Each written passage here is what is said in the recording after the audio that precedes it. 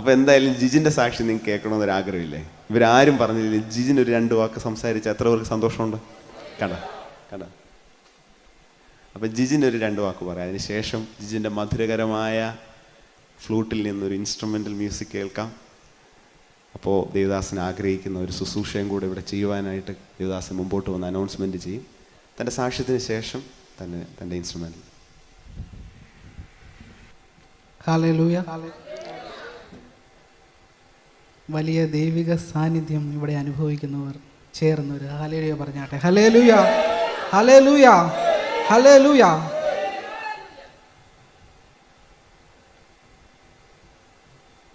ഇന്നത്തെ സാഹചര്യം നോക്കാമെങ്കിൽ ഇന്ന് നോട്ടിൻ്റെ ക്ഷാമങ്ങളും നമ്മളെ സങ്കടപ്പെടുത്തുന്ന ഒരുപാട് വിഷയങ്ങളുണ്ട്. പക്ഷേ നാം ദൈവസന്നിധിയിൽ വരുമ്പോൾ അവയെല്ലാം മാറ്റി ദൈവത്തിൻ്റെ ആ സ്വർഗരാജ്യത്തിൻ്റെ ആ കെട്ടുപണിയെക്കുറിച്ച് ഓർമ്മിപ്പിക്കുന്ന, അല്ലെങ്കിൽ നമുക്ക് വേണ്ടി അവൻ ക്രൂശിൽ യാഗമായപ്പോൾ അവിടെ പണിതതായ ആ ദൈവസ്നേഹത്തെ ഓർക്കുമ്പോൾ എങ്ങനെ നന്ദി പറയാതിരിക്കാൻ കഴിയും? Hallelujah, hallelujah. ഞാൻ 7ാം ക്ലാസ്സിൽ പഠിക്കുന്ന സമയങ്ങളിലാണ് ഈ ഫ്ലൂട്ട് പഠിക്കുവാനായിട്ട് ആരംഭിച്ചത്. ചർച്ചിൽ കരോളിന് വേണ്ടിയിട്ട് തുടങ്ങിയതാണ്. പക്ഷേ ആ സാഹചര്യങ്ങളിൽ നിന്നും പോയി ആരുടെ അടുത്തെങ്കിലും പോയിരുന്ന് അത് പഠിക്കുവാനായിട്ടുള്ള ഒരു സാഹചര്യവും ഉണ്ടായിരുന്നില്ല. എന്നാലും ചർച്ചിലൊക്കെ വായിക്കുവാനുള്ള അവസരങ്ങൾ ഉണ്ടായിരുന്നു. അന്നേരവും ദൈവത്തിന് വേണ്ടി വായിക്കുന്നത് കൊണ്ട് ദൈവം വളരെയധികം മാനിച്ചു. അധികം ഫ്ലൂട്ടുകളൊന്നും ഇല്ലാതെ തന്നെ പ്രോഗ്രാമിനൊക്കെ പോകുവാനായിട്ട്, കൺവെൻഷനൊക്കെ വായിക്കുവാനായിട്ട് ദൈവം അവസരം നൽകി. എന്നാൽ കുറച്ച് കഴിഞ്ഞപ്പോൾ ഞാൻ സെക്കുലർ മ്യൂസിക്കിലൊക്കെ വായിക്കുവാനായിട്ട് ആരംഭിച്ചു തുടങ്ങി. 1-2 ഫ്ലൂട്ടുകൾ കൊണ്ട് തുടങ്ങി. ആദ്യമൊക്കെ ഭയങ്കര രസമായിട്ട് തോന്നിയെങ്കിലും പിന്നീടായപ്പോൾ എൻ്റെ ഫ്ലൂട്ടിൻ്റെ എണ്ണം കുറവായതുകൊണ്ടും നല്ല ഫ്ലൂട്ടുകളൊന്നും ഇല്ലാത്തത് കൊണ്ടും പലപ്പോഴും അവഗണിക്കപ്പെട്ടിരുന്ന സാഹചര്യങ്ങൾ ഉണ്ടായിട്ടുണ്ട്. അവനെ വിളിക്കേണ്ട, ശരിയാകത്തില്ല എന്ന് പറഞ്ഞതായ സാഹചര്യങ്ങൾ വരെ ഉണ്ടായിട്ടുണ്ട്. പക്ഷേ ആ സാഹചര്യത്തിലും ദൈവത്തിൻ്റെ കൃപ കൂടെയുള്ളത് കൊണ്ട് കുറച്ച് ഫ്ലൂട്ടൊക്കെ വാങ്ങുവാനും നല്ല നല്ല പ്രോഗ്രാമുകളൊക്കെ ചെയ്യുവാനും സാധിച്ചു. എന്നാൽ ദൈവകൃപയാൽ ഒത്തിരി പ്രൊഫഷണൽ സിംഗേഴ്സിൻ്റെ കൂടെയൊക്കെയും പ്രോഗ്രാമിനൊക്കെ പങ്കെടുക്കുവാനും അവരുടെ എക്സ്പീരിയൻസ് കൂടുതലായിട്ട് മനസ്സിലാക്കുവാനും, ഒരു പ്രോഗ്രാം ചെയ്യുമ്പോൾ എന്തൊക്കെ ചെയ്യണം, അവരുടെ മ്യൂസിക് കരിയർ എങ്ങനെ തുടങ്ങി, ഇപ്പോൾ ഏതിൽ വന്ന് നിൽക്കുന്നു എന്നൊക്കെയും പഠിക്കുവാനായിട്ടുള്ള മുഖാന്തരങ്ങൾ ദൈവമായിട്ട് ഒരുക്കി തന്നു. പക്ഷേ ഓരോ പ്രോഗ്രാം കഴിയുമ്പോൾ സന്തോഷമുണ്ട്. കുറേ പ്രോഗ്രാമുകളൊക്കെ കഴിഞ്ഞപ്പോൾ ആ സന്തോഷത്തിന് എന്തോ ഒരു കുറവ് വന്നതുപോലെ തോന്നി. പൈസയ്ക്കാണെങ്കിൽ ഒരു ബുദ്ധിമുട്ടുമില്ല, കൂട്ടുകാരാണെങ്കിൽ ആവശ്യം പോലെ ഉണ്ട്. പക്ഷേ എന്തോ ഒരു മിസ്സിങ് ഉള്ളതുപോലെ തോന്നി. പക്ഷേ ഞാൻ ദൈവസന്നിധിയിൽ ഇരിക്കുമ്പോൾ എനിക്ക് മനസ്സിലായി, ഈ ഒരു പോക്ക് പോയി കഴിഞ്ഞാൽ ഞാനും എൻ്റെ ദൈവവുമായിട്ടുള്ള സ്നേഹബന്ധത്തിന് ഒരു വലിയൊരു തകരാറ് സംഭവിക്കും. അതിൻ്റെ വെളിച്ചത്തിൽ ഞാനൊരു തീരുമാനമെടുത്തു. ഇനി വായിക്കുന്നെങ്കിൽ എൻ്റെ കർത്താവിന് വേണ്ടി മാത്രം വായിക്കുവാനായിട്ടുള്ള ആ ഒരു വലിയ തീരുമാനം ഞാൻ ദൈവസന്നിധിയിൽ എടുത്തു. പലപ്പോഴും എന്നെ കൂട്ടുകാരൊക്കെയും നിരാശപ്പെടുത്തി. നീ ഇപ്പോൾ പോയി കഴിഞ്ഞാൽ നിനക്ക് തിരിച്ചു വന്നു കഴിഞ്ഞാൽ ഒരു കാരണം വെച്ചാലും മുമ്പോട്ട് പോകാനായിട്ട് സാധിക്കത്തില്ല. കാര്യം കോമ്പറ്റീഷൻ മേഖല ആയതുകൊണ്ട് വേറെ ആൾക്കാർ വരും, നമ്മുടെ സ്ഥാനം പോയി അന്നേരം പോകുകയും ചെയ്യും. എന്നാൽ സങ്കീർത്തനം 34:5 ഇവിടെ ബ്ലസ്സൻ അച്ഛൻ ഓർമ്മിപ്പിച്ചതുപോലെ, അവങ്കലേക്ക് നോക്കിയവർ പ്രകാശിതരായി, അവരുടെ മുഖമോ ഒരു നാളും ലജ്ജിച്ചു പോയില്ല. ആ ഒരു ഉറപ്പ് ദൈവം തന്നതുകൊണ്ട് ഈ നാളിലൊക്കെയും ദൈവത്തിന് വേണ്ടി പാടുവാനും വായിക്കുവാനും ചിന്തിക്കുവാനുമൊക്കെയും ദൈവം അവസരം നൽകി. എനിക്ക് മാത്രമല്ല, എൻ്റെ കൂടെ നിൽക്കുന്ന ജോമോൻ അച്ഛനും ഷിക്കുവിനും ഇതേ ഭാഗ്യം കർത്താവ് ഞങ്ങൾക്ക് തന്നിട്ടുണ്ട്. ഞങ്ങൾക്ക് ഒരുമിച്ച് രാജ്യങ്ങൾ തോറും പോകുവാനായിട്ടുള്ള ഭാഗ്യം ദൈവം തന്നിട്ടുണ്ട്.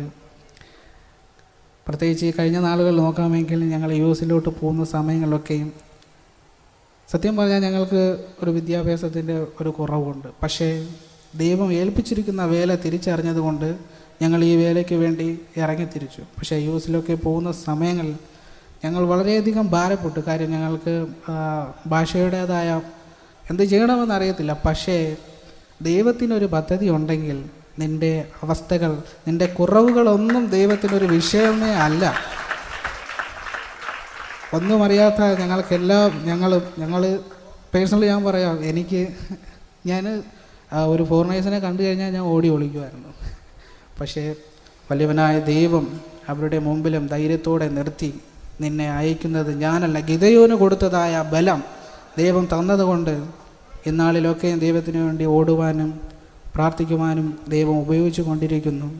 പക്ഷേ എനിക്ക് നിങ്ങളോട് പറയുവാനായിട്ടുള്ളത്, ദൈവത്തിൻ്റെ പദ്ധതി എന്താണെന്ന് നാം തിരിച്ചറിയണം. അതിനുവേണ്ടി പ്രവർത്തിക്കണം, അതിനുവേണ്ടി പ്രാർത്ഥിക്കണം. നാം ദൈവ പദ്ധതിയിൽ നിന്ന് പിന്തിരിഞ്ഞു പോകുമ്പോഴാണ് നമുക്ക് നിരാശകളും കുറവുകളും പലവിധമായ പ്രശ്നങ്ങളൊക്കെയും കടന്നു വരുന്നത്. എന്നാൽ ബൈബിളിൽ നോക്കാമെങ്കിൽ, യോഹന്നാൻ സുവിശേഷം 4-ാം അധ്യായത്തിൽ നോക്കാമെങ്കിൽ, യേശു യഹൂദ്യ ദേശം വിട്ട് ഗലീലയിലേക്ക് പോകുന്ന വഴി യേശുവിന് ശമരിയിലൂടെ കടന്നു പോകേണ്ടി വന്നു. എന്തിനാണ് ശമരിയിലൂടെ കടന്നു പോകേണ്ടി വന്നതെന്ന് വെച്ചാൽ, എല്ലാവർക്കും സുപരിചിതമായ ഒരു സംഭവമാണ്. അവിടെ ആ ഒരു ശമര്യ സ്ത്രീയെ ദൈവിക പദ്ധതിക്ക് വേണ്ടി ഉപയോഗിക്കുവാൻ വേണ്ടിയാണ് ദൈവത്തിന് അല്ലെങ്കിൽ യേശുവിന് ആ ശമരിയിലൂടെ കടന്നു പോകേണ്ടി വന്നത്. എന്നാൽ ശമര്യ സ്ത്രീയും യേശുവും സംസാരിക്കുമ്പോൾ ശമര്യ സ്ത്രീക്ക് ആദ്യം ഒരു യഹൂദനായിട്ട് തോന്നി, പിന്നീട് അതൊരു പ്രവാചകനായിട്ട് തോന്നി. പിന്നെ അവളുടെ കണ്ണ് തുറന്നപ്പോൾ അവളുടെ മുമ്പിൽ നിൽക്കുന്നത് മിശിഹ എന്ന് അറിഞ്ഞപ്പോൾ അവളുടെ അവസ്ഥ, അതായത് കോരുവാൻ കൊണ്ടുവന്ന ആ കുടം പോലും മറന്നു വെച്ചിട്ട് ദൈവത്തിന് വേണ്ടി ഒരു സാക്ഷിയാകുവാൻ അവൾ ബന്ധപ്പെട്ട് ഇറങ്ങി ഓടിത്തിരിച്ചു. പ്രിയമുള്ള ദൈവമക്കളെ, നാമും ഇതുപോലെയാണ്.